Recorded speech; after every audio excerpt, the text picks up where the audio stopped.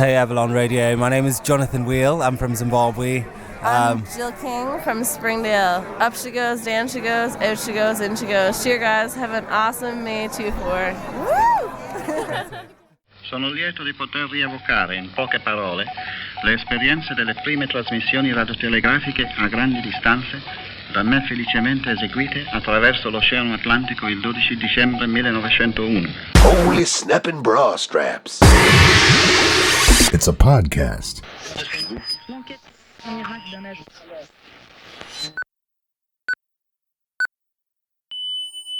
Republic of Avalon Radio. It's 0 hours Avalon Standard Time.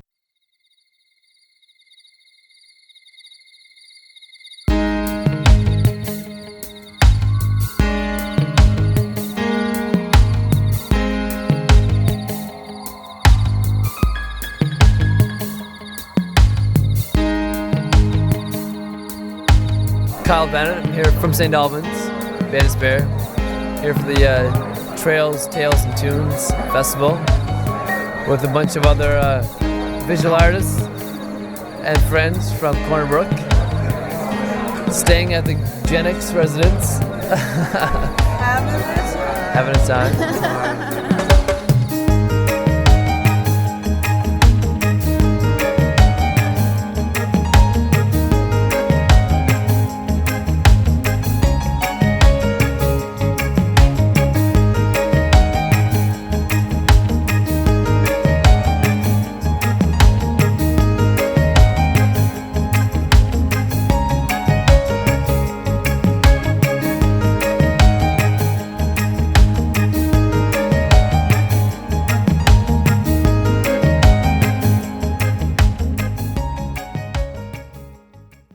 Republic of Avalon Radio. The best radio in the whole wide world.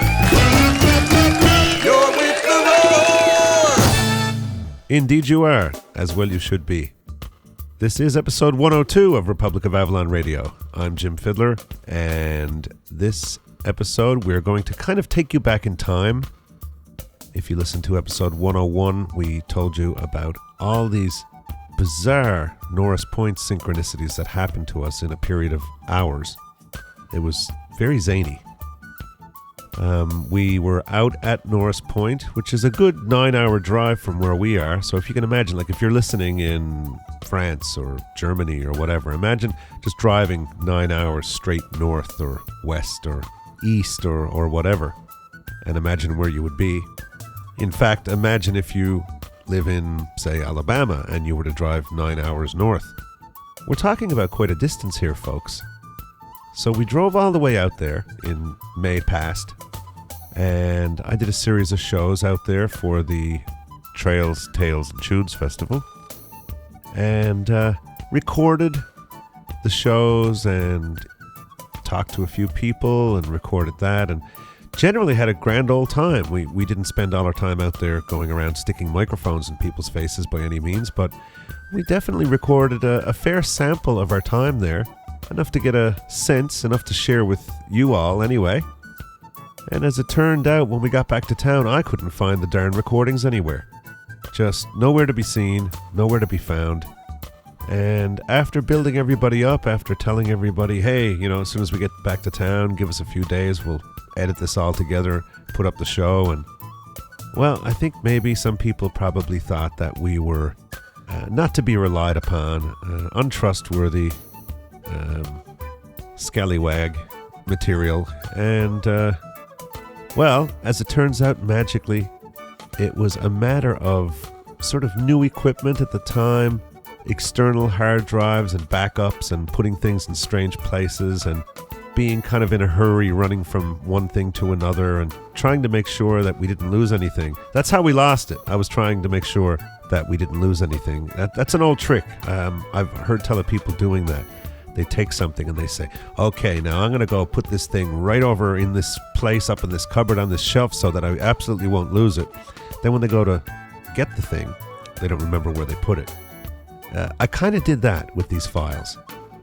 So, to make a long story short, the files showed up on a hard drive, a small portable hard drive, a little LaCie 500 gig hard drive, little small guy that I drag around with me when I bring my laptop, or netbook actually, when I bring my netbook with me.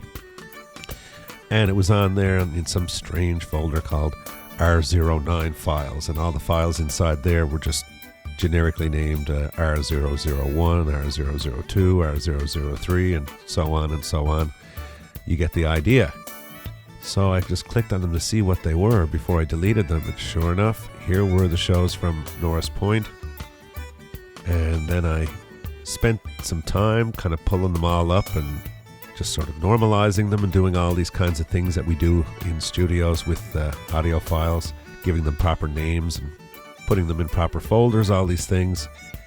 And we proceeded to go out and down to the pub where, as we were standing outside on the sidewalk, somebody saw us and turned their car around and came back and said, "Hey, you guys, haven't seen you guys since Norris Point, and how about that show and whatever."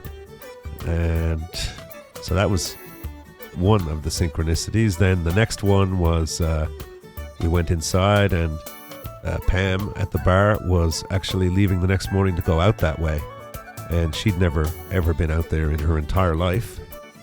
So another kind of a synchronicity. And then what happened? Oh yeah, the next evening, as you heard in episode 101, John and Pauline came up to get us the following evening, and we walked down with them. And who would be at the session at the pub just before they left? A couple of people that they hadn't seen since, you guessed it, Norris Point. So Norris Point was hitting us all over the head, and we figured it was important that we get this show out to you guys right now, ASAP. And it's a wonderful show. This is a very special one. I'm sure we're going to look back at this one. It's funny, just after having gone through the 100 and all that, and kind of forcing ourselves to look back and see. It's funny because as you do something as a matter of habit, you know, some sort of anything habitual that you just do, you can kind of lose scope on it. You can kind of take it for granted in a sense. And it's a healthy thing. You have to. It's like walking on a high wire. You know, you can't be looking down and constantly thinking about what you're doing. So, looking back at the 100, certain episodes, several actually, jumped out at us, and we really thought, wow, this thing we're doing is worthwhile. We wouldn't have had that experience, or we wouldn't have captured that moment, or we wouldn't have met that person or these people or been to that place if it weren't for Republic of Avalon Radio. And I think this one here, episode 102, is going to be one of those ones that we're going to eventually look back on and hold dear, I think. First of all, a big thank you to Shirley Montague for having invited me, or invited us, I should say, in the first place. And thank you so much for all the great hospitality. Thanks to all the people involved with the festival. All the people that we met there from Norris Point and the area, and big shout out to all the fellow musicians that we encountered. A big hello to Louis and Mike and Gillian. That's Louis and Mike McDonald, by the way, kind of partners in crime in the realms of things musical and so on. They were doing a lot more work than I was that weekend, and in fact even before we arrived, doing a lot of live sound and engineering and musicianing as well. So kind of got the chance to hang out after hours with them, as we tend to do in this profession, as frequently as we possibly can. And had a very nice time. Was very, very glad to have met them. So big shout out to you guys. Hope you guys are doing well. And just big thank yous and big shout outs all around to everybody. And before I grab my little magic wand here, see, because if we're going back into the archives, I have to roll this magic roll of tape that I have here in the studio, that things that have previously disappeared reappear on. It's a special magical kind of tape. It's a self-recovering type of magnetic tape. It's very interesting. You can kind of run a magnet over it and all the information disappears, and then you turn the magnet around and roll it over it again, and all the stuff appears right back on the tape as it was. So you can erase a tape, store the magnet, and if the secret police come and find the tape, they'll just find it empty, and after they go, you can run the magnet back over it, and presto, you've got all your dangerous information back on there, all them tunes and stuff like that. Okay, we'll press on. Just wanted to get all that stuff out of the way, and it was a wonderful time. So glad that we found these recordings. Later in the show, we do a little bit of a songwriter's circle, songwriter's semicircle, whatever sort of shape that thing was. There were only 3 of us. It's pretty hard to... Songwriter's triangle, I guess. It was a musical ménage à trois, I would suppose. That's another way of putting it. Myself, Jim Payne, and Carla Pilgrim. And it was a very, very impromptu, unplanned... Well, it was planned, it was scheduled, but I honestly didn't even know about this until just before it happened, the fact that it was going to happen the way it was. I knew I was performing, but I didn't know it was a songwriter circle, quote unquote, and I had no idea that it was unplugged either, that we would be playing in a hall on a stage with no microphones and no plug-in, nothing. And that kind of caused me to rethink everything I was just about to do, because some songs I sing very, very low. I'm very whispery, and that wouldn't really project in a place like that so well. And other songs are kind of more belty, and those would. So you really kind of have to take into account the circumstances and the venue and so on you're playing in. So moments before getting on the stage, in my mind I had to rethink everything I was going to do. But it caused no stress. It wasn't a problem. And as you will hear, it was very natural. Carla Pilgrim, Jim Payne, and myself on stage together, totally sans fil. No wires, no plugs, no microphones, no amplifiers, no PA systems, no nothing. Just us and the folks in the hall. So check those folks out if you like what you hear, which I know you will. Carla Pilgrim and Jim Payne. And buy their CDs. Snap them up by the tens and tell them that you heard about them here on The Roar. That's one of the things that we really feel good about here. Some of you get to hear some music that you've never heard before, and you all actually go and buy it. We've heard of reports of this happening, this sort of behavior, and not only do we not frown on it, we encourage it strongly. So keep up the good work, Roarcore. All right, let's press on. This show I would like to dedicate to a good friend of ours in Philadelphia, Vic. This one's for you, Vic, episode 102. All the best goes out to you from Lillian and myself, and on behalf of Lillian and myself, from all the rest of the listeners. I hope you're doing well, Vic, and we hope to see you in the not too terribly distant future. Let's carry on with the show. As I said, I've got this magical reel of tape. I'm just going to reach out here now, put my hand on the reel, and give it a little spin and bring us back in time to May past, May 2010, out at Norris Point. You're listening to Republic of Avalon Radio. I'm touching the tape. I'm giving it a spin. Here we go.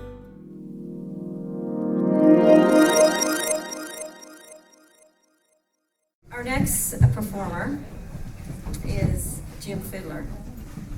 Now, I attended a songwriter circle yesterday at the Marine Biology Station, and I would have to say it was probably the most magical songwriter circle, or semicircle, whatever you want to call it, the most magical songwriter circle I have ever attended. Jim Payne, Carla Pilgrim, and Jim Fiddler were the songwriters, and we had such a wonderful time with them. Last night we were at the Cat Stop. Jim Fiddler was there again, and the place was rocking. So most of you by this time have seen Jim Fiddler. In fact, he was on stage here the other night as well. So he's working his way to the stage now. He is from St. John's. He is a folk reggae musician. and anything goes, right, Jim? Right.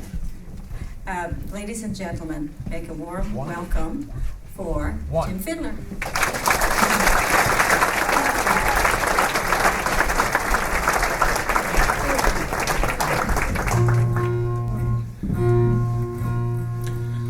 I live in St. John's,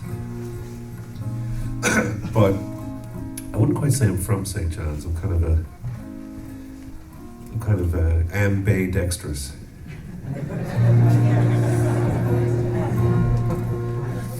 I'm gonna start out with a little song from my Midnight Rover CD. I think we got two songs. Is that right? I might get a third. That'll be up to you guys. You guys have to convince her, because I do have a third one that I'd really like to do. I wanted to do it for her, actually. So.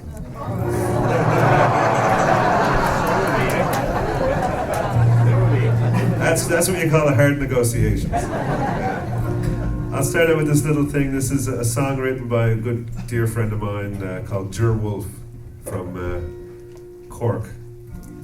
And we went over to Ireland a few years, 5 years ago now, and a bunch of us. And this song that he wrote for his children about just being in the summertime and getting out. And Curra Road is a place not far from where they live. And I recorded it on my, not the new record I just put out, but the one before that, Midnight Rover. Little song just about the summertime called The Curra Road.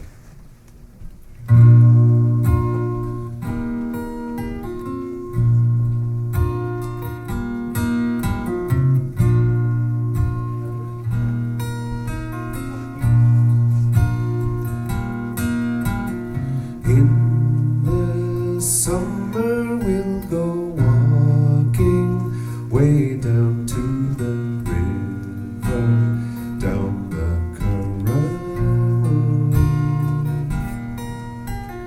Past the blue sky we'll walk under, listen to the humming bees, and on we'll go.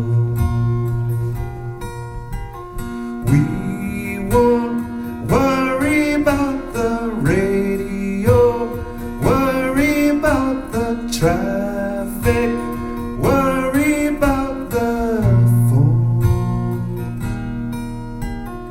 In the summer we'll go walking way down to the river, down the Curra Road.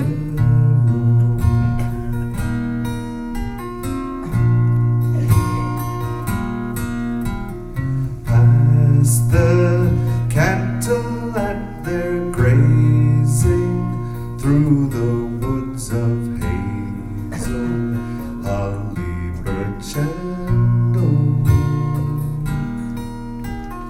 Past the bluebird on the gatepost, singing to the bluebell.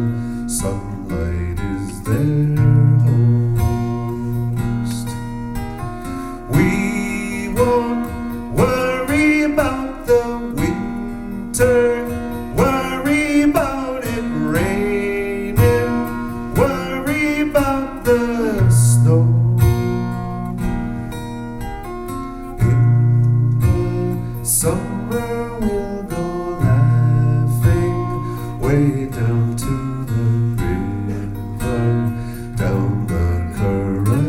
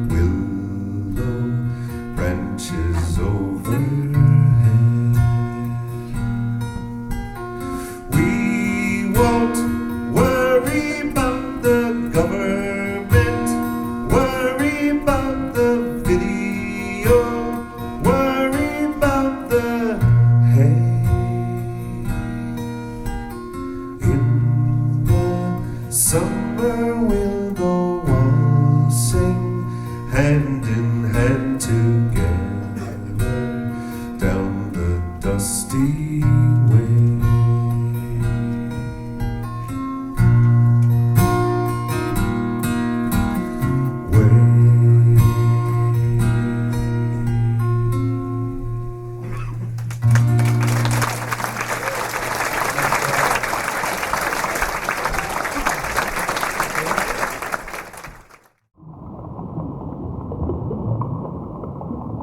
Hi, this is Eddie Grant, and you're listening to the Republic of Avalon Radio. Take your time.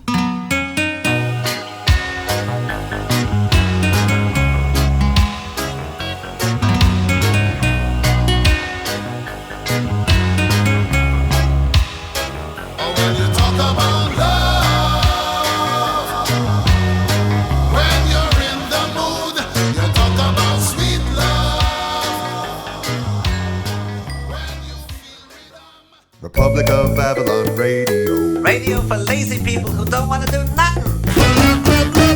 You're with the roar. Hi folks, I'm standing outside of the Cat Stop now. You can hear the band inside. I just spoke with Shirley over on the boat there. Shirley Montague. I'm here with Eric West, and he's performing here this weekend at the festival. And so hello. Hello. How was your weekend? It's been fantastic. Actually, I've been here all week, 5 days, I guess, and it's a wonderful festival. There's just so many different elements to this place. First of all, of course, the beauty of the area, and the hospitality to the people. But the mix of the musicians and other performers, it really makes this a special event. Yeah. Is this your first time, or you came? Well, it's actually the first official time. I've been in the area for the first and second ones, and dropped in and did just one thing. Yeah. But this is the first time I've been invited as a performer Okay. for the week. Yeah. So where are you staying? Are you staying at one of the local B&Bs, or? I'm staying at the hospital, the old hospital. Oh yes, they have a hospital. The hostel, right. yeah. Yeah, used to be a hospital. That's right, yeah. Hospital hostel. That's right, the hospital hostel, yeah. The Julia Walsh Center or something, yeah. Okay, yeah. Yeah, well, we just arrived here 2 days ago, and we're just completely floored by the hospitality and just, the beauty of the place. You look at your window and it's just, wow. Yeah. It's breathtaking. That's right. It really is. Well, I've been coming here for about 35 years. Oh, really? I've run a music camp in the south side of the park in Kildevil. It's the 10th anniversary this year. Okay. And so I'm quite familiar with the place. But it's never disappointing. Yeah. It's always something new, you know, Yeah. and Yeah. it is what makes it, of course, is the mixture of the people and the geography of the place and the history. Yeah. Yeah. They call this the Viking Trail, don't they? Mm-hmm. Yes, I guess it starts really in Deerlick and goes all the way up to St. Anthony. Right. And I guess it's called that for a good reason. Well, I guess because of Lansing Meadows, you know, that's the dominant attraction on the Northern Peninsula, I suppose, Right. besides Grossmorn. But yeah, they had to call it something. Yeah, I guess they say that the Vikings landed in Lansing Meadows just over 1,000 years ago, they say. Yes, that's right. And Lansing Meadows is a World Heritage Center because of that. And so, it's pretty authenticated, I think. Yeah. Discovered in the 60s, I think. Right, yeah. Well, this whole place, I mean, well, be careful of the moose is all I can say. It's crawling with moose. Yeah. Yeah, don't drive at night if you can. No, we drove right across the island, like we were driving for about 8 hours or so, and we got on the Northern Peninsula, and we didn't see anything the whole while. All the way we were looking out for moose, because you have to be careful for that everywhere. Yeah.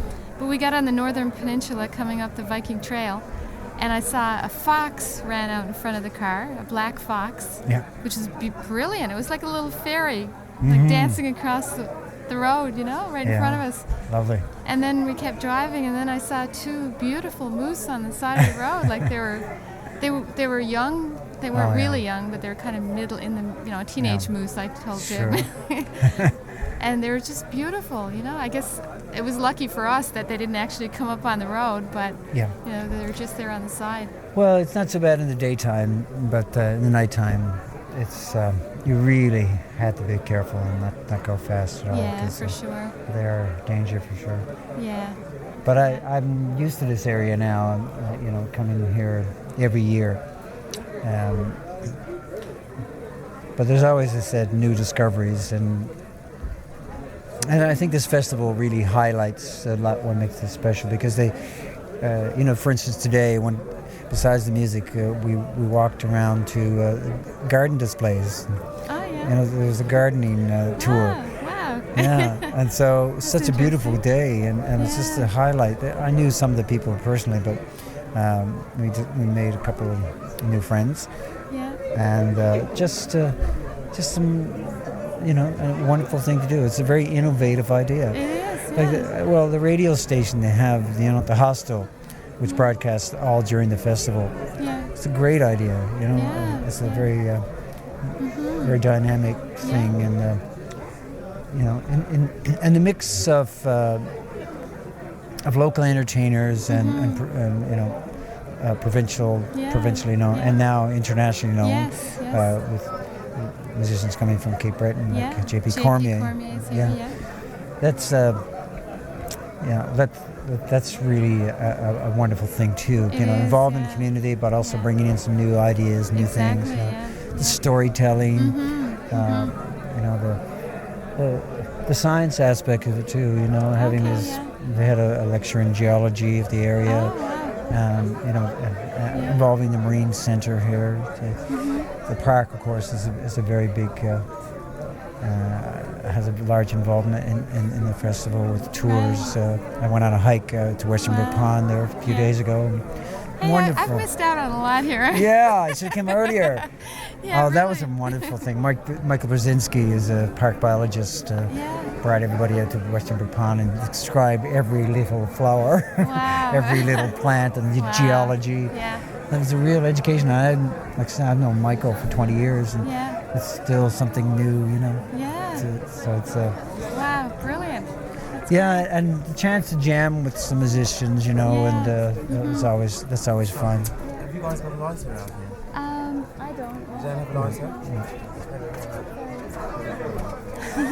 We're in this, we are in the smoking area, so you think we would have a lighter. Out here in the rain. Okay, well, thank you so much. You're quite welcome, Lydia.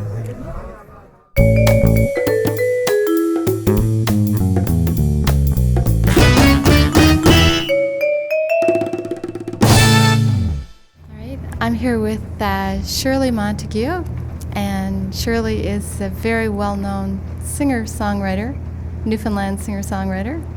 And I guess this is your brainchild. We're at the Trails, Tales, and Tunes Festival.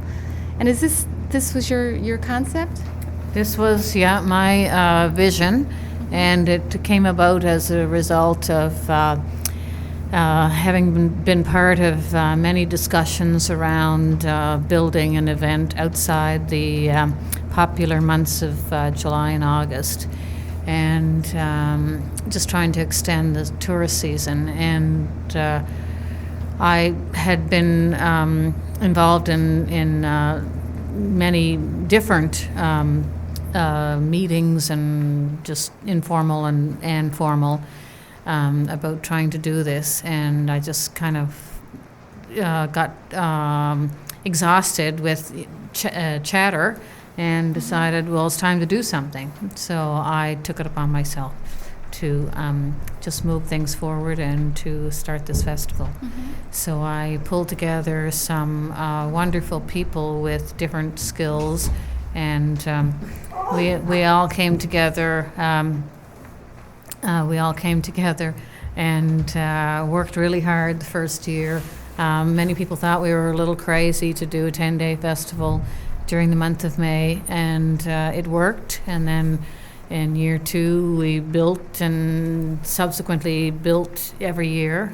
This being our 4th year, definitely has been our biggest and we've seen great influx from outside the region, which is wonderful. Yeah. The hotels are, occupied, and the restaurants are busy in a time when otherwise there'd be nothing happening. So it's was a good thing to do, and it's really like a showcase of community and culture, and we're very open to what we present on stage within reason. I mean, it's the old saying, know your audience. Well, we do know our audience, and we've developed some trust from the community, and we can put almost anything on stage within reason, and people will be open to it. So it's a magical coming together. Yeah. Well, where we are actually is in Norris Point, up on the northern peninsula in Newfoundland, and this is my first time here. And it's brilliant. I mean, it's magnificent. I've never, in Newfoundland, I you can't see this kind of beauty. I mean, it's beautiful everywhere in Newfoundland, but this is really magnificent. And the community is it's surrounded really by mountains. The tabletop mountains? The tablelands would be across the bay, but we're kind of in a fjord, really. We have like a fjord, two fjords in Bonbay. They're not fjords in the strict sense of the word, and that the sharp cliffs, but by most of the definition, it really is two fjords. And that is part of the spectacular beauty. And just the the little coves and that are part of the landscape and shoreline, and I came here in 1975. I come from Labrador, and when I came here I was just awestruck by the beauty, and it's very different. Labrador is a much how can I say it? It's a gentler landscape, and here there's a completely different experience. But I travel a lot, and I always come back to Grossmoorn saying, I found somewhere else I don't want to live. Yes, exactly. Yeah, it's truly amazing. And from the feeling, this is our first time out here for the festival. Jim is playing this weekend, and he's very, very, very grateful and honored to be here for sure. And the vibe from the other performers is that this is top-notch. Everybody's really thoroughly enjoyed themselves, and the people, I think, have made everybody quite welcome. And just the caliber of music, I guess it's an all-around good feeling, and it just goes right down through, everybody feels it. So, I think everybody's really had a good time, including the audiences. And what about the trail? Can you explain a little bit about the trails, tales, and tunes? Like what's the concept behind that? The concept behind Trails, Tales, and Tunes is to really build an event that's all-encompassing. And if you think about, that banner, that Trails, Tales, and Tunes, you can really do anything. Right. And of course, here we are in the middle of a national park where hiking and walking is such a big part of the experience.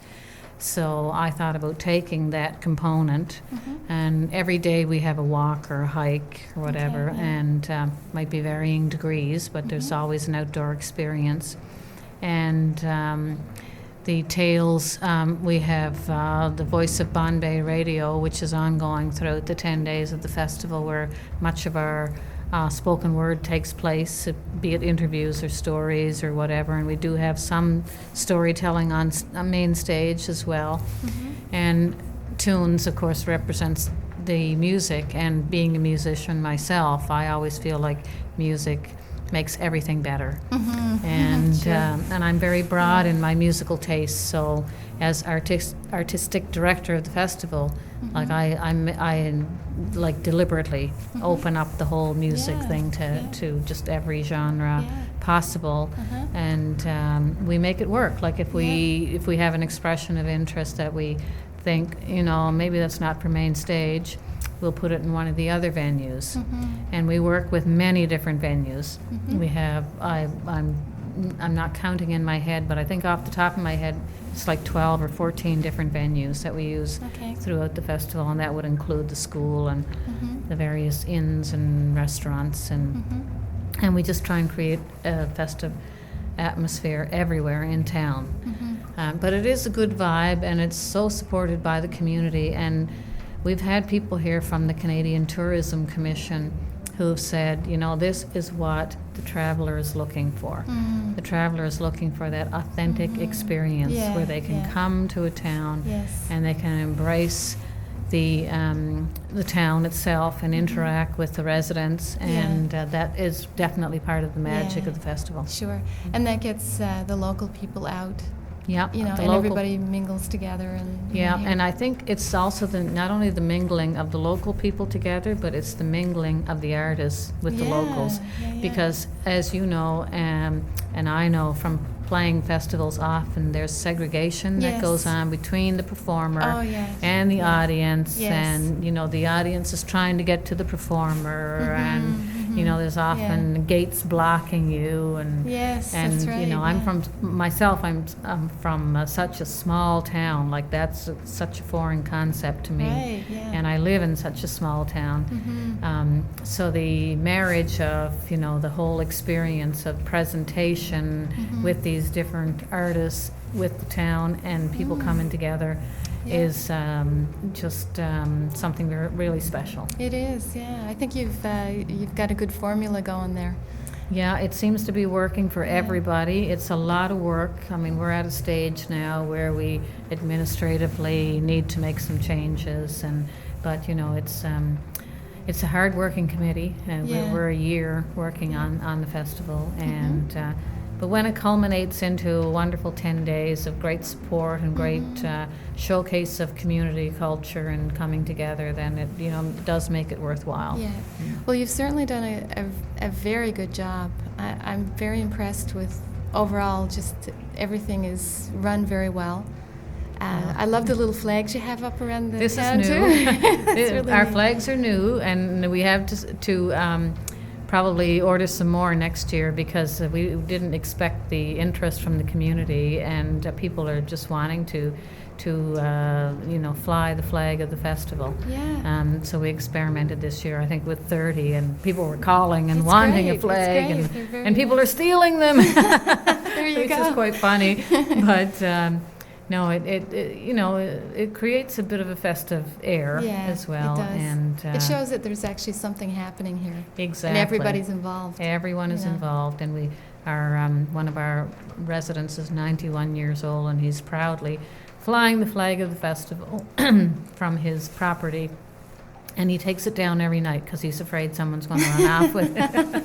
So before he goes to bed, he's out taking his flag, putting it up in the morning, which is kind of cute. Yeah. Yeah, Mm. that's great. Well, this is the last day, and we're leaving tomorrow, so we're sad to go. It's only been 3 days, but it's been such a good time. Well, you know, it's been great to have you here participating in the festival, and you know, great to introduce Jim Fiddler. Yeah. And probably the first taste of real reggae that we've had in the festival. I know, like the band, the Catch, put off kind of a fun reggae night, and it's a little different, but. You know, it's been really great, and every year we try and bring in new voices and new people because we are falling on the same ears for the Yes. most part. Well, that's true. So we couldn't Yeah. possibly repeat everything every year.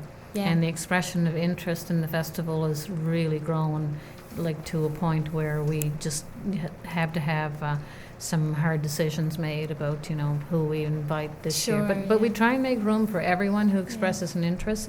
And if it's not this year, it can be Yeah. next year. Sure. As was the case with Jim when he actually contacted me, and I'm like, yeah, we can make this happen, but Yeah, yeah. you know, there's no room this year. But Yeah, you know? exactly. So. Well, who would think that you would find a reggae band at Yeah. a little pub here in on the waterfront in Norris Point, Grossmoor National Park. Exactly. Yeah, it's brilliant, really. It was a wonderful night, you know, last night, and obviously, like reggae night was the night. It was good. It was the night of the really good. festival for the after concert gathering, and you could see by the numbers. So. Yeah. And they never played together before, the Catch, Louis and Mike. But they're so musical. It just, I know. they can do anything. I mean, I'm a folk musician, or call myself, folk. And they work with me. So we often do shows together, and they engage in some of my projects. And it's a bit off their radar, but they're just musicians who will do anything. Yeah. And if you're a true musician, then I think you can do anything. Absolutely. Yeah. Absolutely. Yeah. So. Well, what you want to maybe give the website address? The website is www.trailstalestunes.ca, and don't forget it's TALES, not TAILS, as some people make the mistake.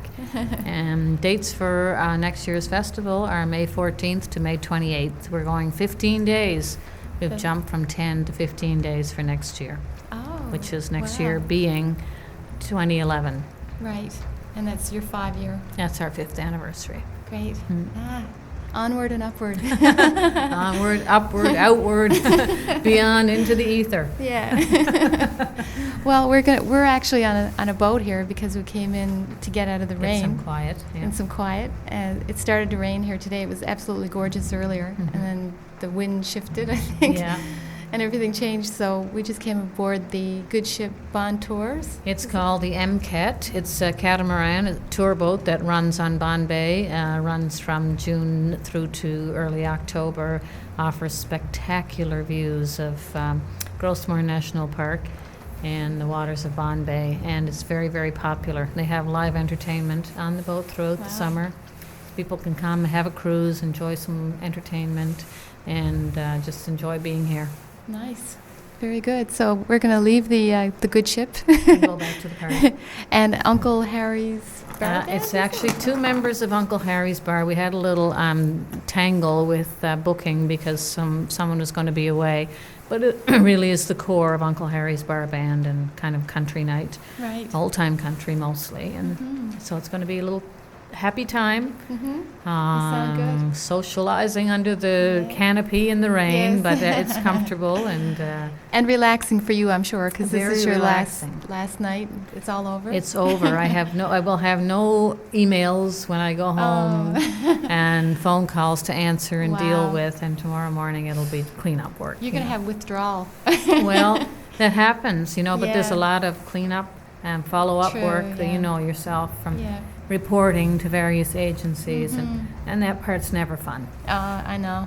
Yeah. But it's like been the such hangover. it's been such a success. Like we feel rewarded until next year's, starts again, and you'll see the community smiling, for the next while, and that's great. Everybody being happy and proud of what they've accomplished. Sure. Well, congratulations. Well, thank you very much, Lillian. It was great to have you here, and great to hear Jim again. I hadn't heard him in years. Yeah. And we did do some festivals in the early days. Right. Together. That's right, So it was great. Excellent. Great. Yeah. Okay. Thanks. You're welcome. So, what's next? Okay, Mother Radio. This is the copy for the new Republic of Avalon radio station ID. Yeah, I've got it here. Hang on a minute. This is Newfoundland. First. Cue the effects. Coming down in 3, 2, 1. This is Newfoundland's first podcast. You're with the roar.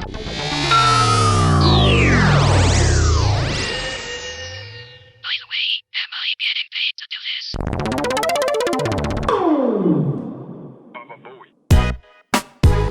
Hi, I'm Bob McDonald, the science guy from CBC's Quirks and Quarks, and you're listening to the Republic of Avalon Radio. Republic of Avalon Radio. Either you're with us or you're with the terrorists. You're with the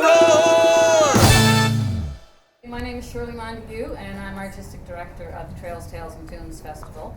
And today we have a special program, which is in part sponsored by SOCAN. And I'd like to acknowledge the presence of SOCAN, what do we call you? What's your title anyway? Who are you? Tim Hardy, he's Atlantic Canada's representative. I'll call him that. And I did have it in my head, and now it's gone. But just stand up so everyone can have a look at you and then know that you're not Jack.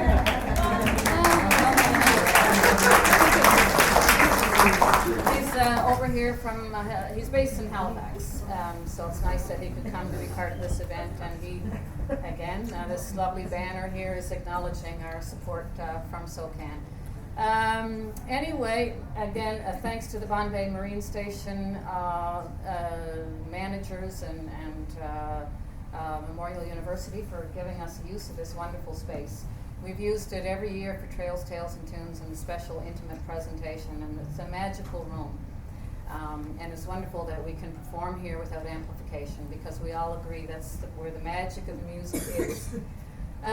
So I'm going to depart and let these three wonderful songwriters take over. I'll introduce them to you. On my far right is Mr. Jim Payne. Everybody knows Jim from his work as a soloist and with Crowd of Old Sherman, and over the years with Rufus Ginchard and Emile Benoit, and so on and so on. I could talk about him all day, but I won't. He's going to do his own talking. And the lovely Carla Pilgrim, who blew everybody away on stage last night. She was just fantastic. She's from Roddickton, so she comes from our neck of the woods, but she now lives in St. John's. And she's last year she won 2 Music NL awards, one for Female Artist of the Year and the other for Country Artist of the Year. So she's young and she's only beginning. We have lots to look forward to in Carla Pilgrim. And here is Jim Fiddler. Jim is known as a reggae artist, and but he does all kinds of folk, and he's a multi-award winner, and he's going to be tomorrow night. He's going to be with the Catch doing some reggae tunes. Tonight. I don't know what I'm doing. I don't know what I'm saying. I haven't blown my ear for a week. So it doesn't get any better anyway. So anyway, Jim Fiddler. I've been a great fan of Jim's for years, so I'm really looking forward to this afternoon. And I'm just going to sit on the floor and let you guys take it from here. A big welcome.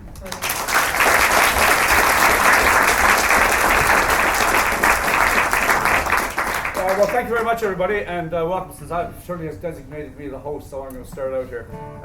Like I've said to Carl and Jim, the whole idea really is to try to keep this as informal as possible. We'll play some songs, talk about them. If you guys have any, questions or comments or anything that you want to say by way of participation in this whole event, please feel free. We welcome any audience participation, obviously. Sometimes we have to work really hard to get it, don't we?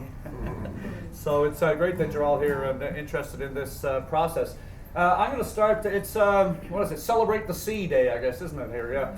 So not to say that we're sort of sticking with a nautical theme or anything like that, but I thought it nice I'd start with a song that has a connection to the coast here. And I grew up in Pilley's Island, Roberts Arm, over in Notre Dame Bay, the western side of Notre Dame Bay.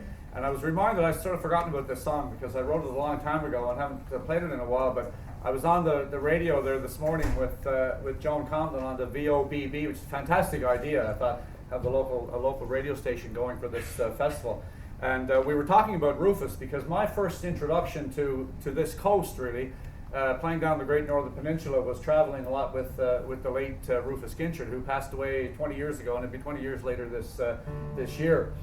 But one July day, I'm not exactly sure what year it was, but one beautiful July day, I left Rufus's house in Hawke's Bay to drive back to St. John's. And before I left, I don't know, probably around 10 o'clock in the morning, Rufus wanted me to try a glass of his Dogberry wine before I left. And he just measured off a little tiny bit in a glass. And, I drank it and didn't think much of it. But by the time I got to River of Ponds, I thought, maybe I should just pull over here and wait until this, because it was pretty potent stuff. And while I was pulled off there down by River of Ponds, I was sort of wandering down around the beach, I started writing this song. And as I continued to drive across the island that day to St. John's, every so often, I was thinking about it obviously all the way, and I would stop and write a few lines to it. And when I got back to St. John's, I took the map of Newfoundland down off the wall and just picked out a bunch of place names and so on to make the chorus. And in a way, I guess, I was thinking about just kind of working with Rufus and what that meant to me and what sort of drives me in terms of especially my, relationship to the traditional music of the province, because besides writing a lot of my own songs, really my first love was the traditional music. And usually when I'm playing, especially when I'm recording, I never really put more than a couple of my own songs on any recordings I do, because there's so many fantastic, great traditional songs out there still to be recorded. So I'll start with this song, and it's called The West Side of Notre Dame Bay. Give me the worst of weather, give me the best of friends, give me the place where the cold waters race from the mountains through marshes, down valleys to the ocean, and give me the sound of the seashore, waves pounding a path in the sand. Show me the spot that's wood, water, and rock, and I'll show you Newfoundland. And I'm home in the Codroy Valley, I'm home on the Great Northern Pen, I'm home on the Avalon, Trepassey to Roddickton, Burin to Bombay, that's where you'll find me. Bays Fortune, Placentia, St. George's, Cape Friels, Cape John to Cape Ray. But most of all, home is a nice little town on the west side of Notre Dame Bay. Perhaps it's because I was born there and grew up and played in the beach, but I can't go away for too many days without feeling I must be near Saltwater's reach.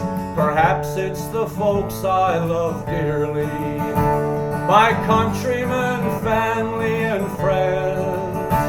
Perhaps it's the air that's so fresh, clean, and clear, or the fog banks that keep rolling in. But I'm home in the Codroy Valley, I'm home on the Great Northern Pen, I'm home on the Avalon, Trepassey to Roddickton, Burin to Bombay, that's where you'll find me.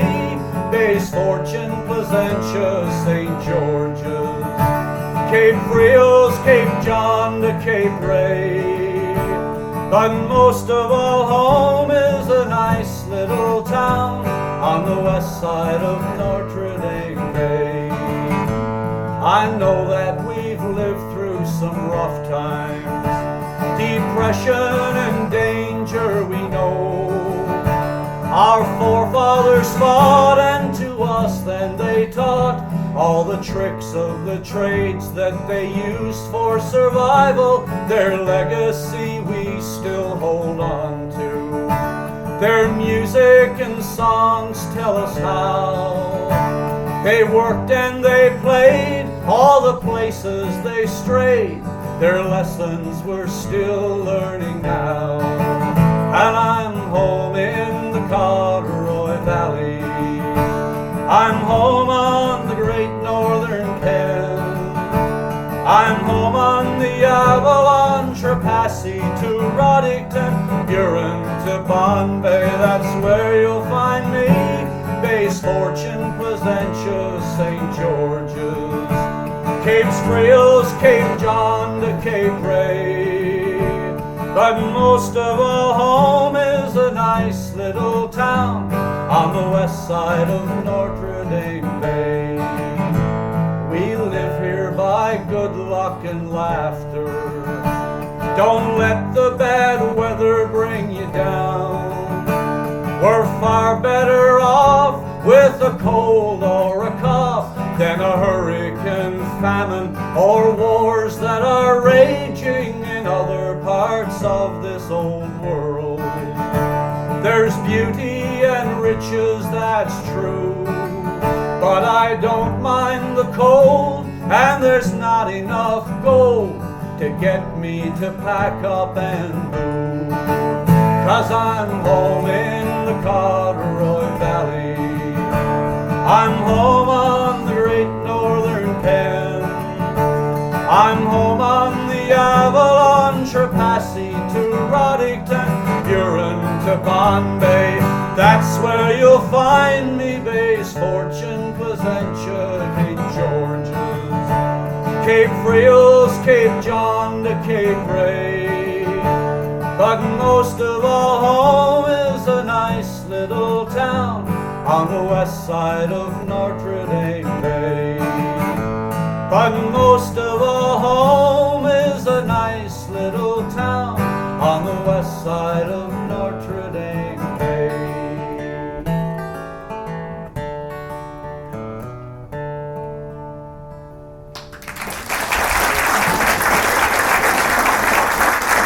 Thank you very much.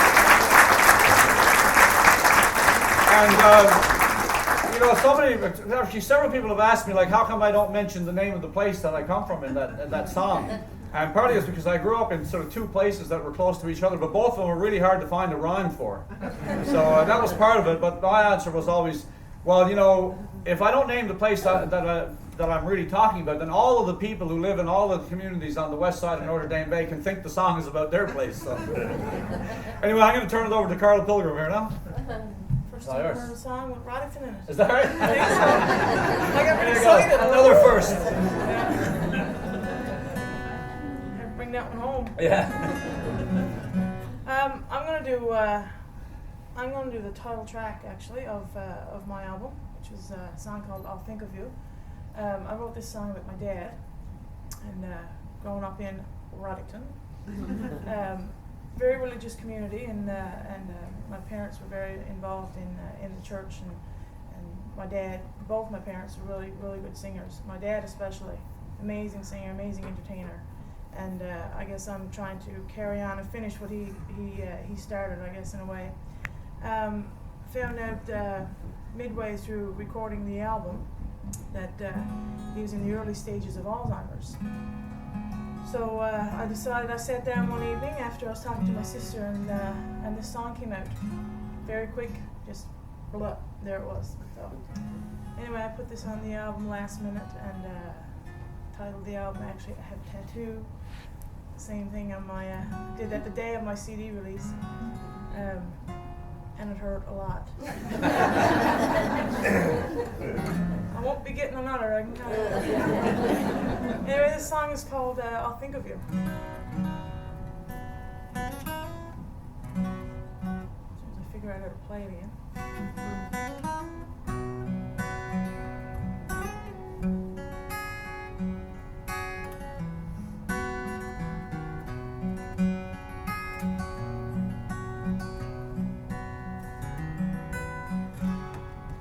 When I was a little girl, you were bigger than the world. You stood so strong and held me tight. Don't be scared, honey, it's gonna be alright. I'll make sure the bed bugs won't bite every night. Yeah, there's nothing I won't do. I'd steal the moon and stars for you. And when you close your eyes and dream of lullabies, I'll think of you. I'll think of you when the morning sun shines. I'll think of you. I'll think of you and all our good times. I'll think of you.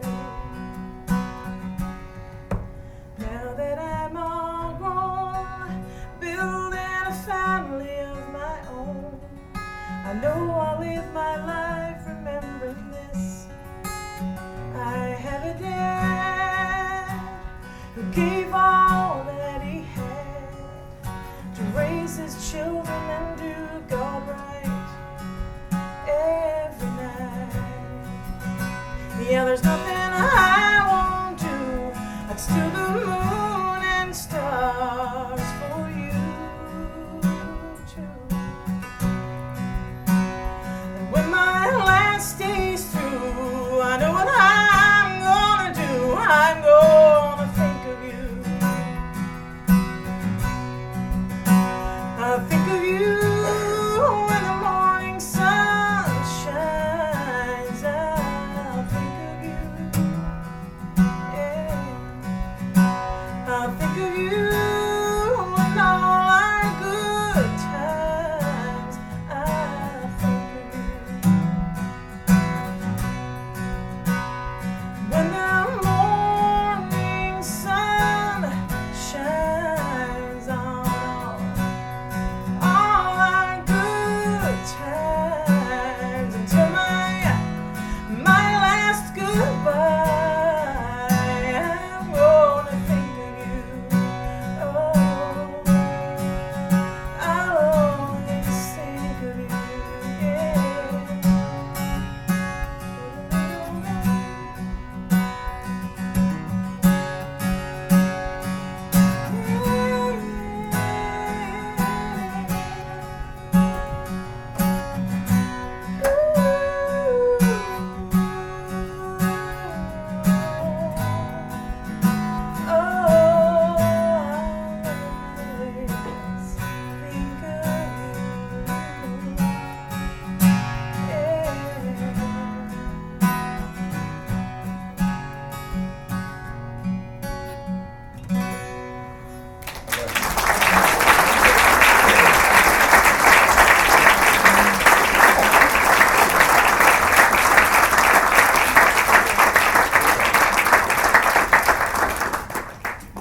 And over to Jim Fiddler.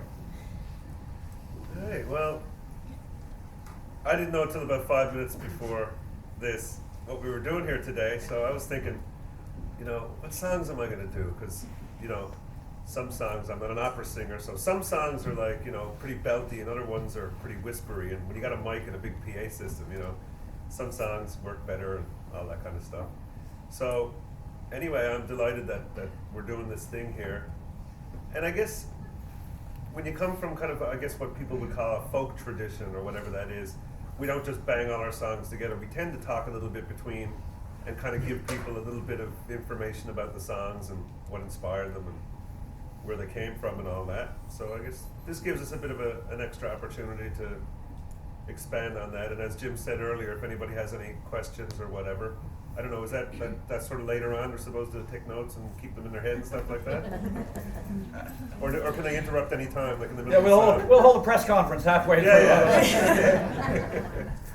Anyway, this song is like, kind of like, sort of, what Jim was talking about his song, it was kind of inspired, and Carlos certainly was as well. And this song that I'll start with is the same thing, and I guess Tim's over there, and the whole concept of songwriting. It's a funny thing, really, when you think about it, because I guess everybody creates in their lives. Whether it's through their children or in their homes, or through visual art, or doodling, or whatever they do. Everybody, all of us, everyone in creation has a spark, has a reason, something to give to the world, kind of thing. And as a quote unquote songwriter, I guess it's your songs. And but I don't really consider myself to be a songwriter. I in all seriousness, I describe it to people more as being a song catcher, in the sense that I suppose if you divided quote unquote songwriting into two categories, I suppose you'd have to say, or you could say, there's occupational songwriting and there's inspirational songwriting. And of course there's combinations of the two, but some people sit down from 9 till noon every day with pen and paper, write songs about horses and girls and boys and cars, things like that. And some of those are some of your favorite songs in the world, so you know what I mean? I'm not knocking that. I think the world needs both, just as we need, just like we need rocks, we need water, that kind of thing. But I guess I'm more the inspirational type person, and songs come to me, well, I think they come from where everything comes from. They come from the creator. They come from creation. That's where these things come from my estimation. And this song here was one of those situations where it just sort of came out of nowhere one day, and all I had to really do was just kind of pick up the guitar and just hit record, and the whole thing came out. Later I patched up a few bits, and just as Jim mentioned about his song, he looked at the map and filled in a few place names on the chorus. I found on mine, on this song here, that the verses was what the thing that kind of poured out to me, and for some reason, out of the blue, in the middle of this process, came this song I knew about the uprising in Ireland in 1798. So I'm singing this song, just totally coming out of the ether to me. A song I'm singing that I've never heard before, and it's coming right out of me. And suddenly, this chunk of this traditional song about an uprising in Ireland in 1798 comes in. And there's this line in the song in the first verse. Sorry if I'm being a bit long-winded. There's this line that really caused me all kinds of consternation, all kinds of problem. There's a line in here, every new day has its dawning by the rising of the moon, is in this verse. I said, what kind of poppycock is that? Every new day has its dawning by the rising of the moon. What kind of airy-fairy mumbo-jumbo is that, for God's sake? So I thought, okay, well, what the heck? I called out to... Criticizing your own self. Well, no. The whole point is, I mean, if you're gonna write this song and record it and put it out on a record, you know, what the heck? People are gonna hear that and read that and say, what the hell is that all about? So I called out to Memorial University and got the expert on life, the universe, and everything on the phone. And he told me, I said, what the heck? What, every new day has its dawning by the rising of the moon. Okay, whatever. I said, what? He said, well, funny enough, he said, that's pretty interesting, but what I asked him was, does the moon ever, can you ever see the moon rising in the morning? Because, I mean, you think of the moon rising in the evening, you see it in the nighttime, and not having seen since I was about 9 years old, I couldn't just go and check it, the next night for myself. So I called the expert on life, the universe, and everything. And he said, wow, he said, that's pretty interesting. He said, because, you can't see the moon in the morning rising when the moon is in its new phase. So the line, every new day has its dawning by the rising of the moon. I guess my point is, I didn't make that up. That came from somewhere. And as anyone who writes a song who doesn't write 100% strictly occupationally knows. Well, Bob Marley said it best. He said, well, Jah write all them songs anyway. So, anyway, this is Rising of the Moon. It's, I guess it's a Newfoundland song. It's a song about Newfoundland, but if you're Jewish, you could relate to it. If you're Palestinian, you could relate to it. If you're a West Virginia boy far from home, you can relate to it.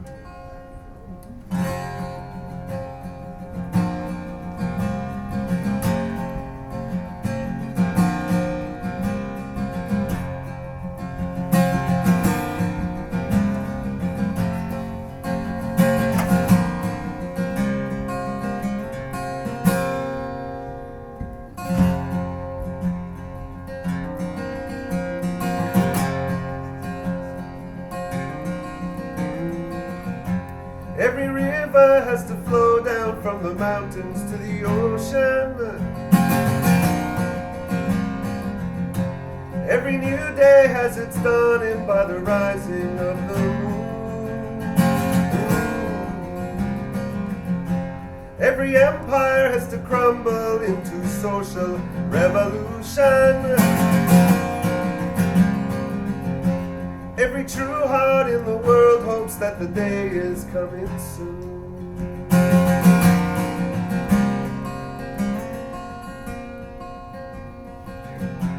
Have the words of our forefathers lost all their meaning?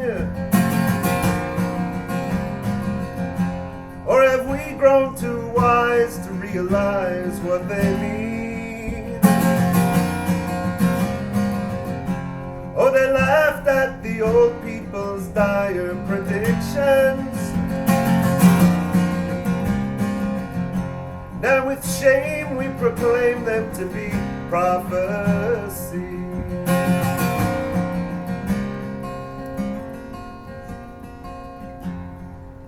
rise up, rise up, rise up, rise up, rise up, rise up, 'tis the rising of the moon. Rise up, rise up, rise up, rise up, rise up, rise up, 'tis the rising of the moon.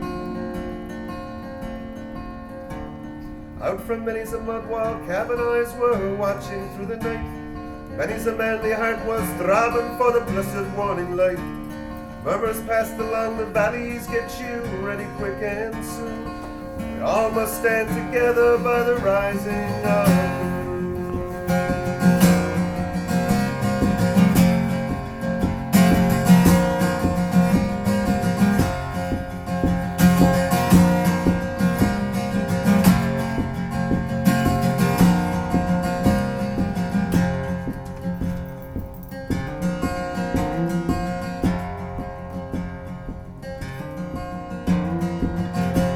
Hear the voices of the people as we cry out for freedom. Everyone in the whole world just wants to be free. Whoa, whoa, whoa. But it's one thing to talk and another to listen. Yeah. If we all close our eyes, then we never will see how they fought for this island, and full bitter was their fate.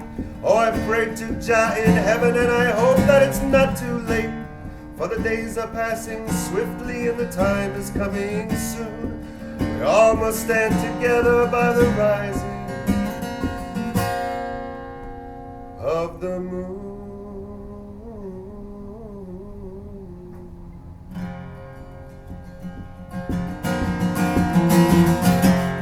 Rise up, rise up, rise up, rise up, rise up, rise up, 'tis the rising of the moon. Rise up, rise up, rise up, rise up, rise up, rise up, 'tis the rising of the moon. Rise up, rise up, rise up, rise up, rise up, rise up, 'tis the rising of the moon. Rise up, rise up, rise up, rise up, rise up, rise up, 'tis the rising of the moon.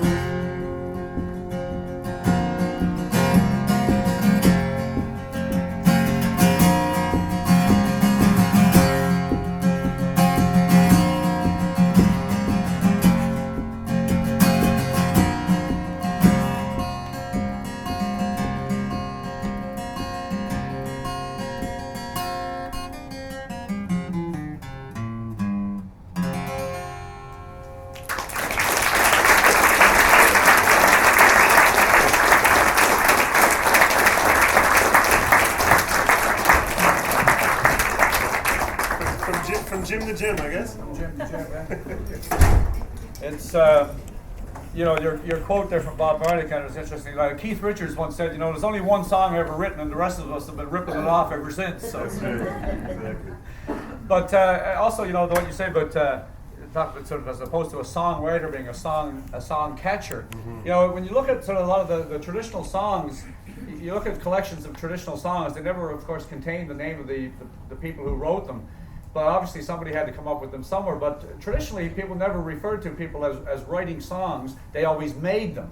So they referred to people like people in local communities, for example, around Newfoundland and Labrador, who were, you know, known to be a good hand with putting a verse together. They were often referred to as a song maker, as opposed to a songwriter. And more like a craft. Yeah, well, absolutely. Yeah. And you know, it's funny you talk about Ryington. Now I'm going to be in Ryington all next week. Myself and Fergus are down there in the school. He says it's a real religious community. I guess I'm going to have to watch myself. But I know I come from a religious community too, so I know what it's like. But we were at the school in Gunners Cove all this past week, and you know, we do a lot of school stuff during the winter, and you know, talking to some of the students about the whole idea of making up songs and everything. And you know, it starts with an idea. And then you sort of develop, as you say, the craft of writing them, the same way as you know, you might learn to become a better hockey player, or, you know, a better better at math or whatever the case might be. And sort of coming out of the background of traditional music, I thought I'll play this next song on the accordion. A very important instrument to the development of music in Newfoundland, obviously, the button accordion. And this song, and I can truly say this is a sort of a made song as opposed to a written song in some ways, because I've kind of taken snatches of a couple of other traditional songs, but it's based on two separate stories that I sort of brought together in this song.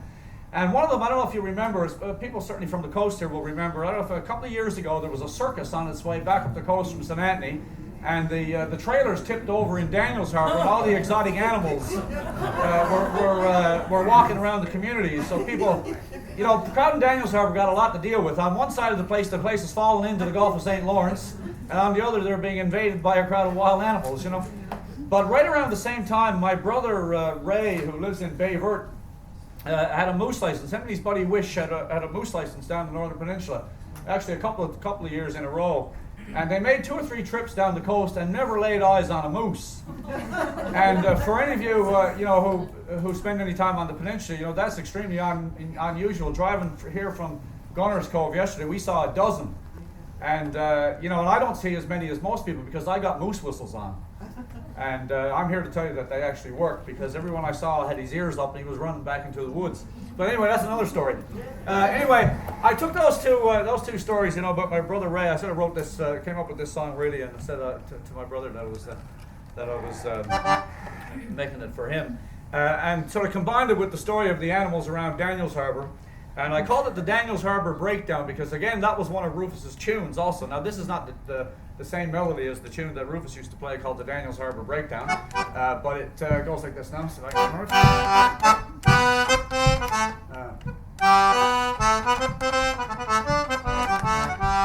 When I got me moose license, got it through the mail. 'Twas up in Area Tree, sir, down the Viking Trail. Even though it was far away, I didn't really care, so I loaded up the pickup with some grub and lots of beer. Seen a lot of mooses, we were driving through the park. Got to Daniels Harbour just a little after dark. Thought we'd spend the night there, a beer and a bite to eat, before we went into the woods to get our winter's meat. When I awoke in the morning, me head was kind of sore. I seen an alligator come crawling across the floor.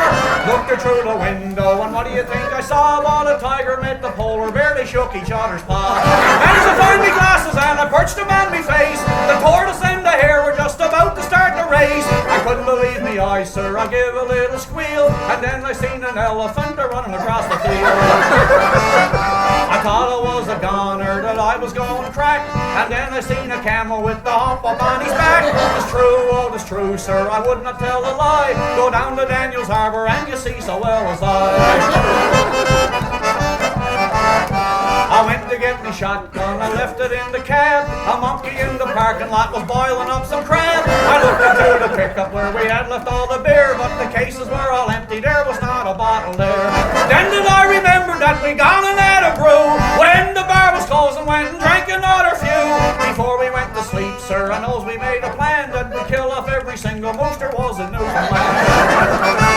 Now we seen in Daniels Harbour every creature under the sun, but 'twas moose that we were looking for, we never seen a one. I really can't explain it, the reason can't be found. If 'twas anywhere else I'd argue that the circus had come to town. Now the season's over for another year, never got me moose, but I blames it on the beer. Till we are and your Daniels Harbour down the Northern Pen, I won't be going moose hunting down the coast again.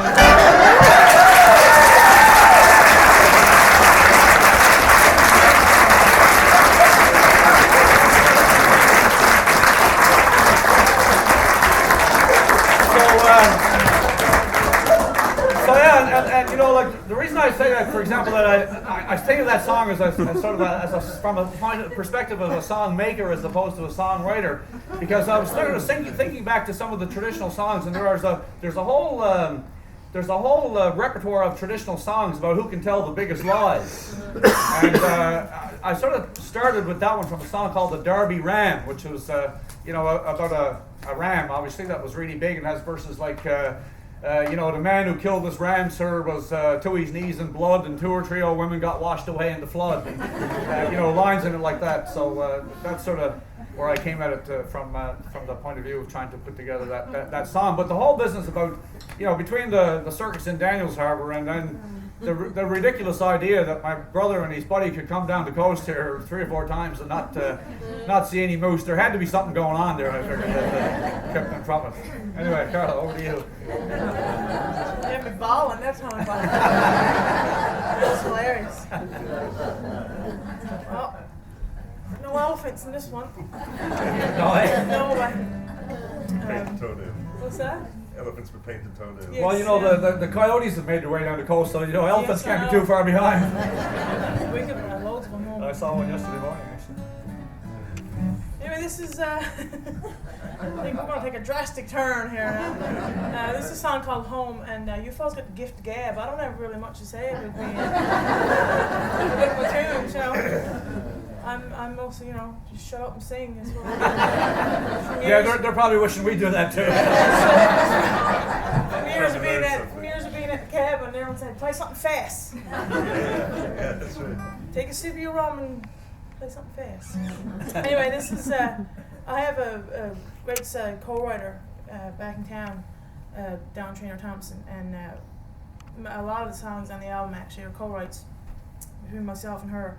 And in the midst of telling stories and learn who each other is and stuff like that, we found out that we're big fans of Jan Arden, both of us. And Jan Arden used to write, I'm not sure now because I haven't kept up on it, but she used to write a journal entry almost every day online, and we used to read it and stuff. And she was writing a song, or she wrote a journal entry about going down to Nashville and writing songs and the way that things are in Nashville. So like you were talking about, 9 to 5, you go in, you're writing for a reason, right? Yeah. Knocking out hits as fast as you can go, and how far from what she was, the way she was used to writing on her own. Anyway, we wrote this song called Home, and it's kind of come from that inspired by that journal entry.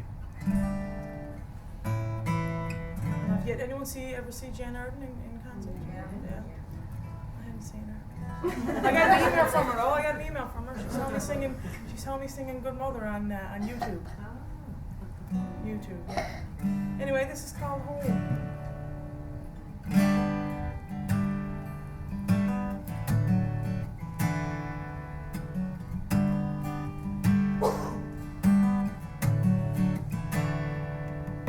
They brought me down this time to wipe away the rust, to paint a clever line and blow off all the dust. I've got so much inside me, I have got a lot to say, and I'll listen just as long as we can still do things my way. Pay attention and you'll hear me say the word.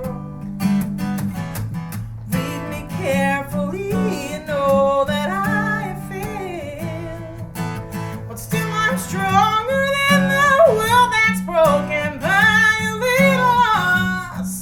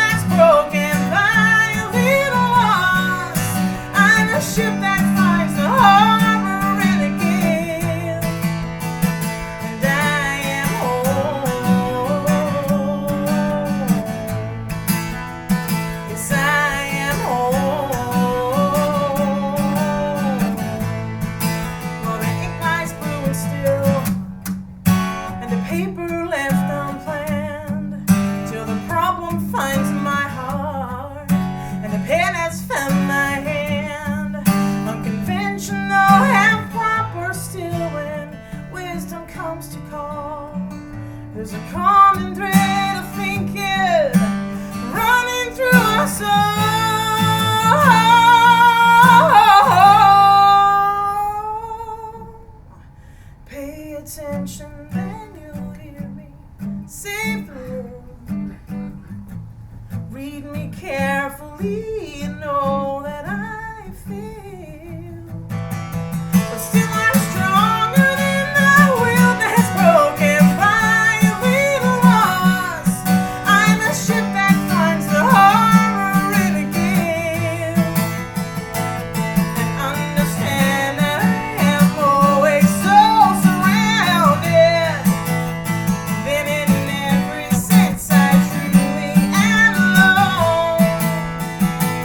And I am soft, I am giving, I am dying, I am living, I believe forever.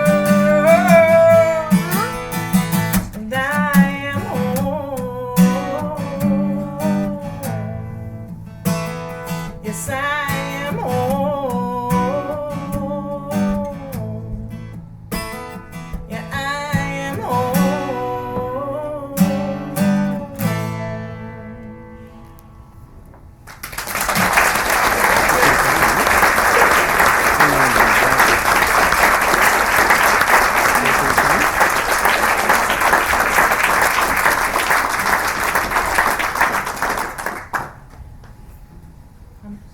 Home, everyone says. Home. I don't. Have you no home to go to?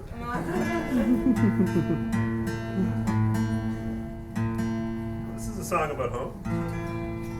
We're all about home. It's like you run into these people sometimes that say they don't believe in space aliens. So you ask them, where were they born and where did they grow up and where do they live? Well, they live on a, don't they live on a rock floating around in space? So. We're all space aliens. We're all home. This one here is a kind of another one of those things where one day I was kind of I was really seriously sitting on my couch in my parlor, in my living room, in my front room, and just started, don't like you do when you're sitting around with your boron. That's what we usually do, stuff like that. And just the words to, again, same kind of thing as the song I did before. The words just started coming out. And oddly enough, it's a true story. This isn't one of those ones I don't think, this is more of a story song. I guess you have different types of songs. Some are stories and some are sort of general sort of, parables or lessons or historical accounts or whatever. And some are just sort of ditties, whatever. This is one of them story songs. The story of which is contained within it, so it almost, it really doesn't need any explanation. But the background of it is, in St. John's over the years, there's been quite a music scene, and people from out here and from Gander and Corner Brook and all over Newfoundland and Labrador, for that matter, I guess, have kind of gone to St. John's, and St. John's has been sort of a hub, I guess. And but there's a whole pub scene in St. John's as well, kind of Irish pubs and whatever, since the whatever you want to call it, revival in the 60s, the Makem and Clancy's and the Dubliners, and of course Ryan's Fancy coming to Newfoundland and Sons of Erin and all that, But the pub scene in St. John's is kind of interesting because very vibrant and very lively. At the same time, though, I myself, and I guess Jim, this is probably I'm writing a little tearing a sheet out of your book too. Especially when you're a multi-instrumentalist, you're there and you aim to please, and people are bawling out requests left, right, and center. Play this one, play that one. Do the Wild Colonial Boy, do the Wild Rover and all that Nancy Whiskey and whatever. So you do everything you can. You saw off a tune on the fiddle. You blow out a tune on the whistle. You bang out a song on the guitar. You sing a ballad, a beautiful ballad, whatever. And after all of that, at the end of it, you pull out this old frame of wood with a goat skin stretched over and start beating it, and the whole place goes up. It's so anyway, that's where this comes from, and the whole idea being that there was one particular girl, louder than the rest of the room, sitting at a table, who was just no end of irritation all through the night. And that whole pulling out the boron at the end was all she wanted anyway, but she didn't know the name of the drum, I guess, or whatever, you know. Couldn't quite put her finger on it, so. And as it turns out in the song, she's from Carbonear, and the song is called The Rhythm of the Goat.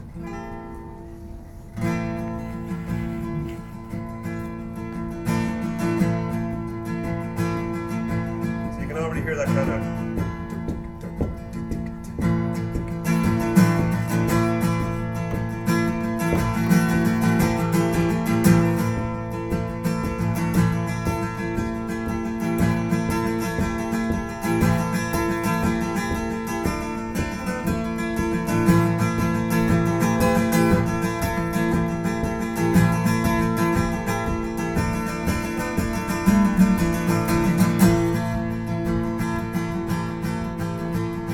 Well, in the town of St. John's, that's where I chanced to dwell. One night when I was playing in a pub you all know well.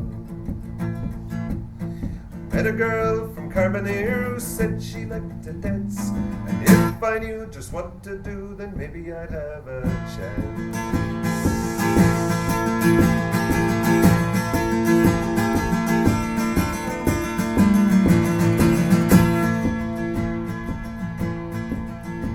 So I asked if she was partial to the jigs or to the reels.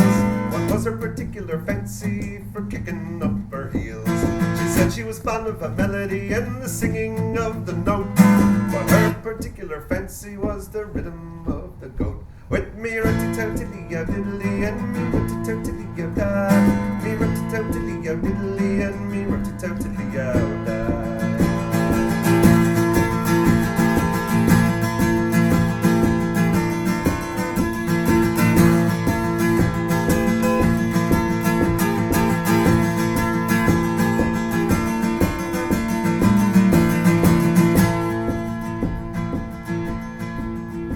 So I asked her for a particular tune that she might like to hear. I'd play it on me mandolin, me banjo or me guitar. Well, it rhymes anyway.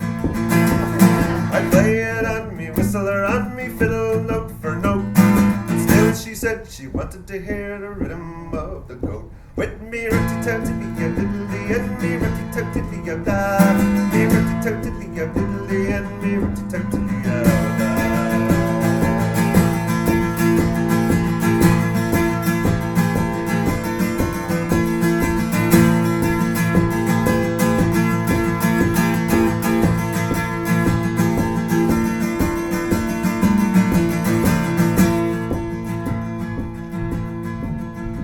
So I thought I knew just what to do, so then I turned to she. With me diddle-dum this one, diddle-dum that one, diddle-dum, diddle-dum dee. With me wackful to Laura and the story of Lukey's boat. But still she said she wanted to hear the rhythm of the goat. With me rat-a-tat-tilly-ya diddly and me rat-a-tat-tilly-ya da, me rat-a-tat-tilly-ya diddly and me rat-a-tat-tilly-ya da.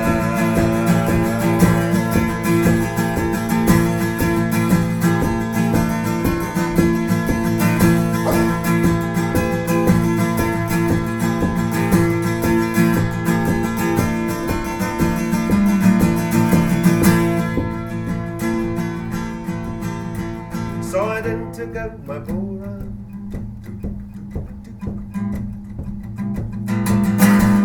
and I began to play a song I knew when I was young out in Conception Bay.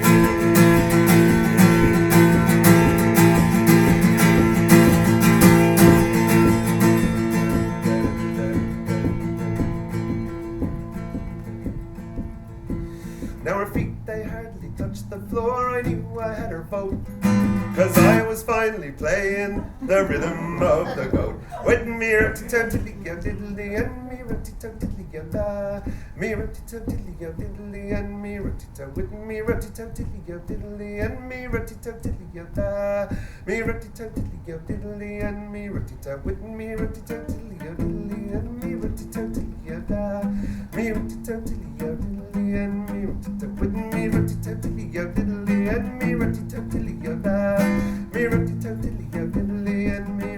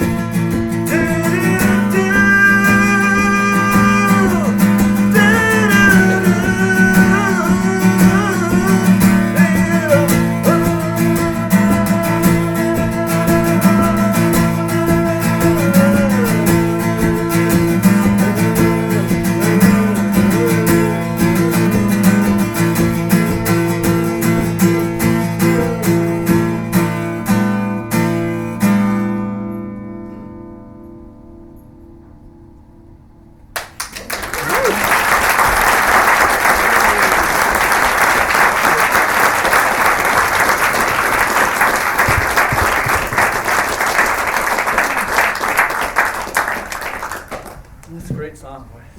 Thank you. One final note. You did that. Haven't written that one yet. It's funny about that though, like when you say, you know, that's what people go for is sort of the beat. I mean, because, you know, music obviously sort of touches us all on some sort of a primal level, and everybody looks at percussion and thinks it's so simple that everybody can do it. That sounds way more like a well-played Bowron than most of the Bowron players I've ever heard. A lot of musicians now, you get at a session or something and you have more than a couple of Bowrons, everybody else goes home and leaves the Bowron players all to themselves. There used to be a guitarist around St. John's. He's actually living on the mainland now, a fellow by the name of Paul Wadden, who had a story that he used to tell called "Any Moron Can Play the Boron." Yes. Does anybody have anything to say, any questions or comments or anything you want to? Shirley? May I leave the room? No! No, the bell's going to go in a few minutes. No, I'm just sorry I do have to skip out and No get worries. to the youth concert, but I think we should have another round. You will have another Everyone round, up yeah. for that? Yes.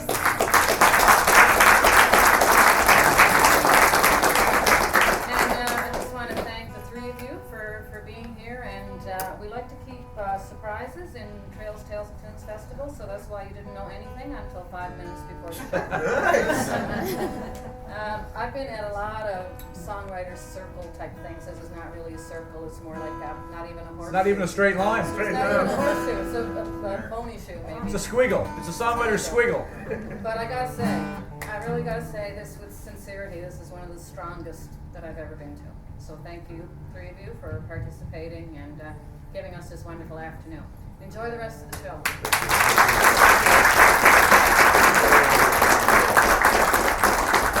Well, it's not over yet, so we'll see if we can screw it up in the next round. I don't want to hear about it.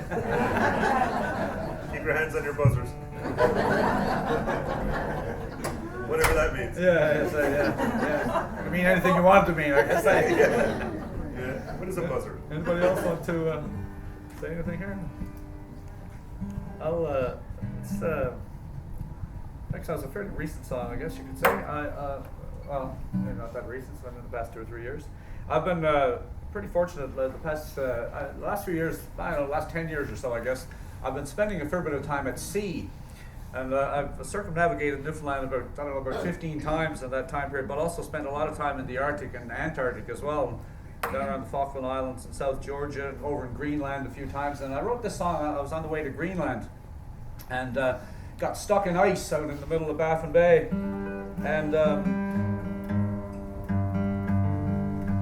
And you know, like being stuck in ice out at sea is the worst time really, because you know you're not moving, you're not going anywhere, there's not really anything you can do, you can't work or anything like that. So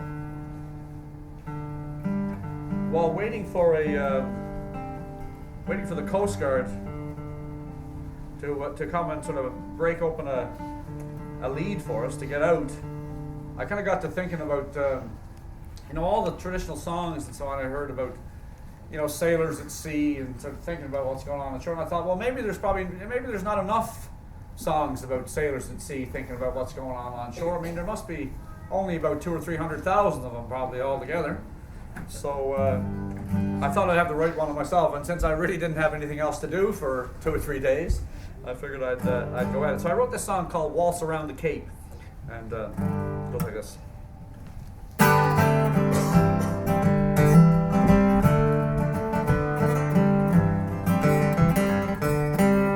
The light on the Cape is fading fast.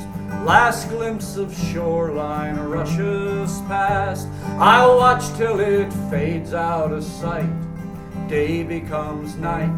I'm farther than ever from you.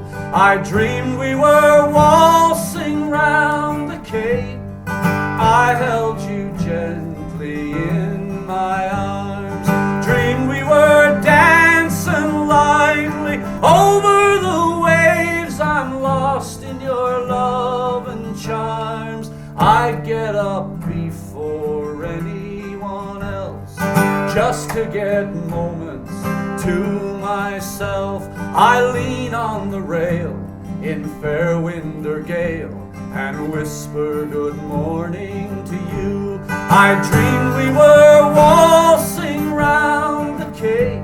I held you gently in my arms.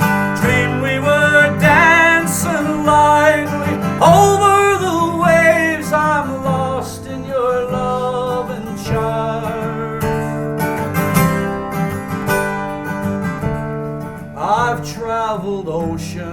all over the globe. I've covered 1,000,000 miles by road. The light in your eye, the stars in the sky are guiding me home to you.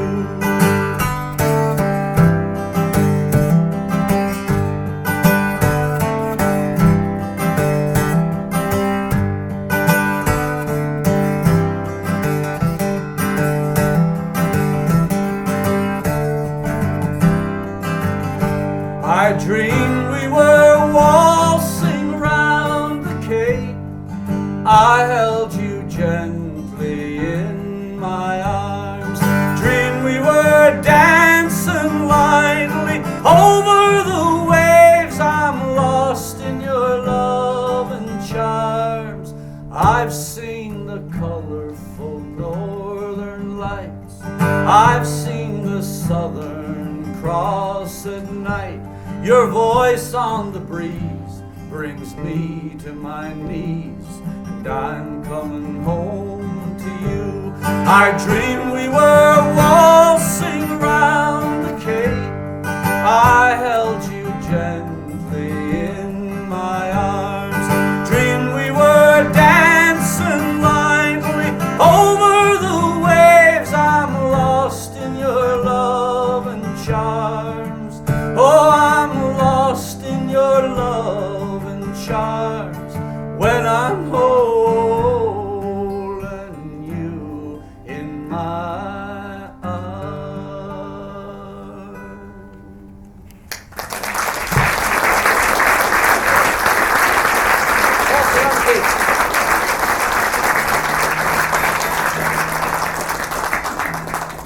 Thank you very much. I love that one. Like that? This one? Not bad for local. Not bad for local, yeah. Yep. Oh, you didn't like the other two, did you? Oh, I understand. Waiting for something. That's really pretty. I'm going to do a song that I did last night. This is the first track off the album, after the little part where I'm singing when I'm 6 years old. So it's not that. I can't go back there and make my voice sound like that no more. What's that? Take a pinch. Yeah. Anyway, this is a song. It's called "If I Lost You," and when I started writing this song took me a long time to write. I had it put on the shelf basically for a little while. Couldn't finish it, and I started writing it about just like a love song. Basically, the chorus came out of that, and my boyfriend was working with a guy, and his wife was going through a battle with cancer at the time, and the song just morphed into a story. I never ever met either one of them, but just hearing Pete talk about what the guy was going through and all that stuff, the song kind of morphed out of that, and just me thinking, what would you do? Can't imagine having to, go through something like that and try to comfort your loved ones. There's crazy amount of emotions like that comes with all that stuff, and that's where this song came from basically. And If I Lost You.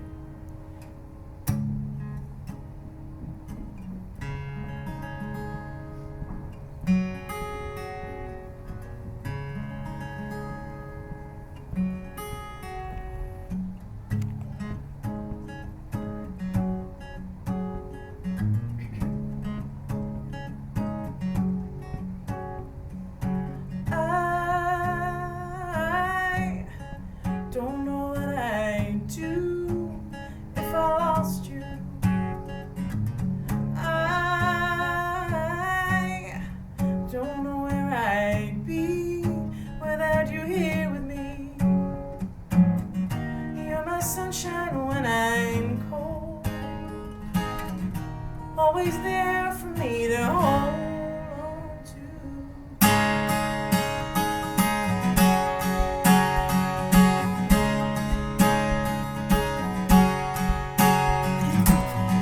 Some days I feel like hell, trying to walk through this cruel spell. The dark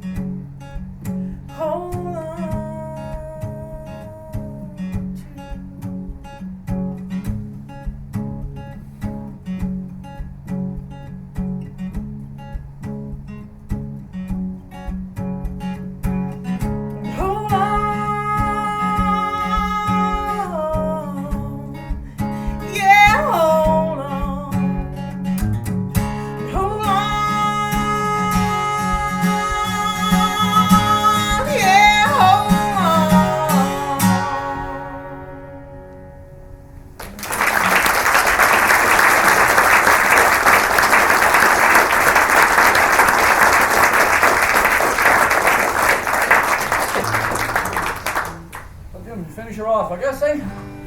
Just as well. There's a hockey. Hockey, yes. Yes. Just so that hockey. There's a hockey game to be won here. Yeah. Do we hear any? Do we have a go Habs go in the house here?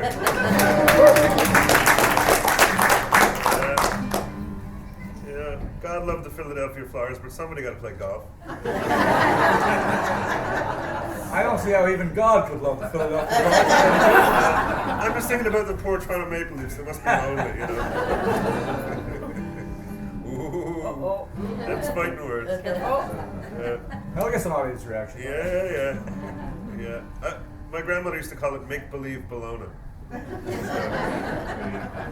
And she also had a word for the Canadian flag, which I won't repeat here. But it involved the words bacon wrapper. Anyway, but I mean, you know, that's nothing derogatory or anything like that. Anyway, neither is this song here. You know, it's funny when you say when you big up yourself, it's not always through false pride or anything. Sometimes people drag you down, and you got to big up yourself. You know, as Newfoundland, you know, hundreds of years, and London and all that stuff. Just like a lot of other places, like Jamaica and Barbados and all kinds of places. And now we're part of this thing, and we question ourselves. I think when at the 50-year mark, the question was out there for open debate: are we any better off, and all this and that.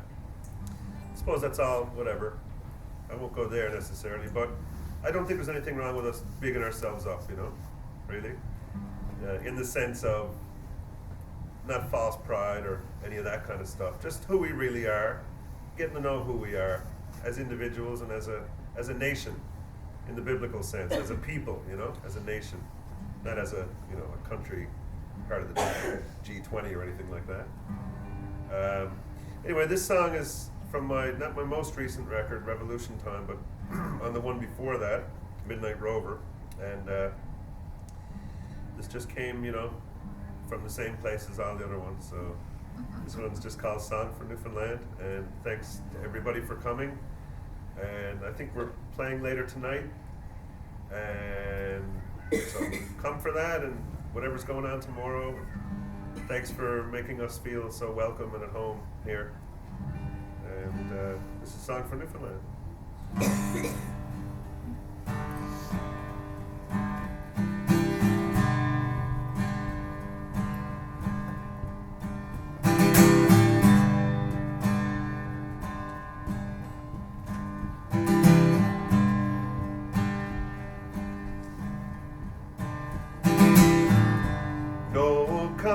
Messiah,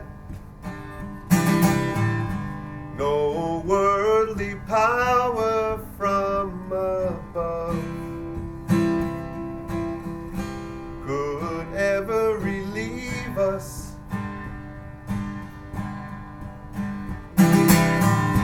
No prophesied failure will take us from who and what we love. You'd better believe us, 'cause we've been told that we're just not good enough. So long,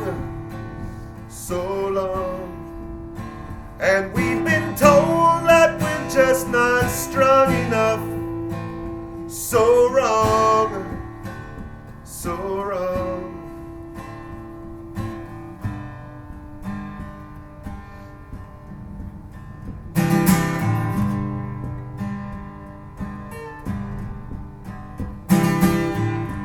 We're a builder of nations. Let us build on the rock and not on sand. In the land of our fathers,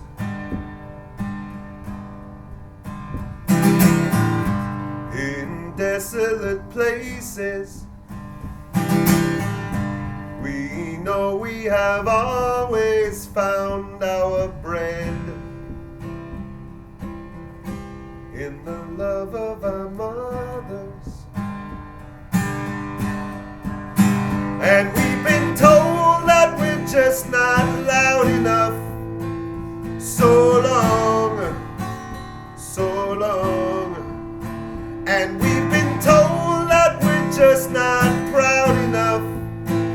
So wrong, so wrong, so wrong.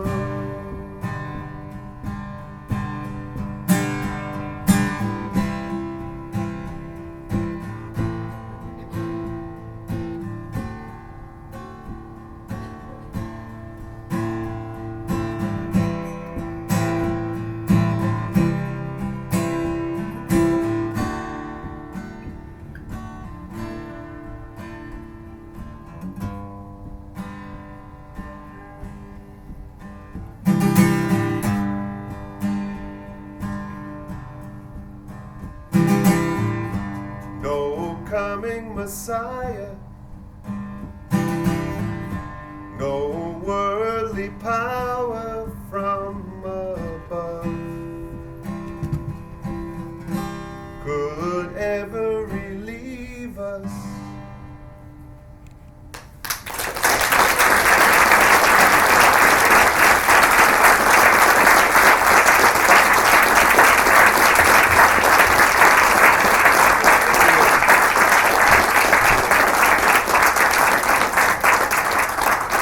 Thank you very much, everybody, for your attention, and thanks for coming and supporting Trails, Tales, and Tunes. Jim is over at the what's it called? Cat's Ass. Cat's Ass. Yeah. Hey, Carla, are you on anywhere later today? No, I'm watching that game now. Carl's watching the hockey game. I'll be with the crowd of Ball Sherman in the town hall starting at 8 o'clock this evening, so we'll see you around over the next couple of days for sure. Thanks again.